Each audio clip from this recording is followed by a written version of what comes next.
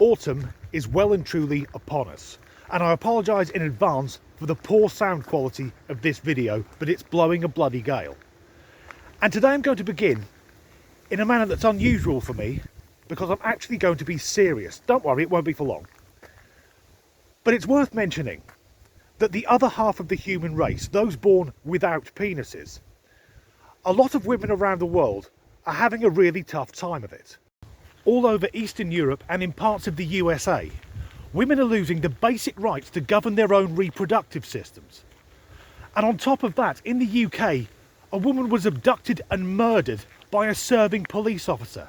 And add to that it transpires over the last 5 years, 26 policemen have been convicted of carrying out sex offences. These are coppers paid by the British taxpayers to protect the public and uphold law and order. So it's understandable the levels of fear and anger are much higher than usual. With that, on to the video. New Zealand is a country I know very little about. It's on the opposite side of the world to me. I know the indigenous people are called the Maori. The rugby team are called the All Blacks, although I'm sure they'll have to change that soon, lest it offends someone. And aside from that, it's Lord of the Rings and my favourite comedy film of all time, What We Do in the Shadows. I've met a few people from New Zealand, and they come across as slightly more sophisticated Australians. But that's not really an achievement, because how can I put this? You can sort of tell that the Aussies are descended from British criminals. And the University of Otago have just announced the New Zealand Sportswoman of the Year. It's 2021, we've had the Olympics and the Paralympics, so they've got a huge choice of female athletes. So who do you think they went with? They went with transgender weightlifter Laurel Hubbard. Of all the women they could have picked, they chose the one who isn't technically a woman. I've got nothing against trans people, but I do take issue with trans women competing in women's sports. Because anyone who's born male and goes through puberty as a male, more often than not, will have a huge physical advantage.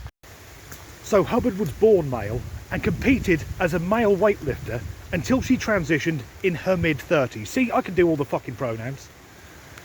Coincidentally, mid-30s is where many male weightlifters start to go off the boil. Now, am I suggesting she transitioned just to keep competing? Of course not.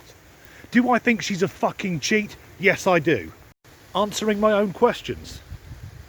I appear to have become a politician. Those involved in making the decision, and I'm guessing it's some of the staff who will be delusional woke fucktards at the university in question, said they couldn't think of a more deserving winner. Really. I'd suggest Lisa Carrington, who won 3 gold medals in the women's canoeing, or Emma Twigg, who took the gold in the women's single scull, or the entire New Zealand women's rugby team, who also took the gold. But through a combination of idiocy and pointless fucking virtue signalling, the message seems to be a successful sportswoman, it helps if you were born a man. And if we go back to having an unfair advantage, well, I'm not very fit, but I could easily win the most prestigious cycle race in the world, the Tour de France, if I arrived there on a motorcycle. And I'd explain to the judges that it does appear to be a Suzuki GSXR, but it identifies as a push bike. And no matter how fit the other guys are, they're not going up the side of a mountain at 170 miles an hour.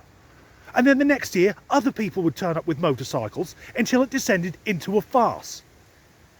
Which is sort of what's happening with women's sport.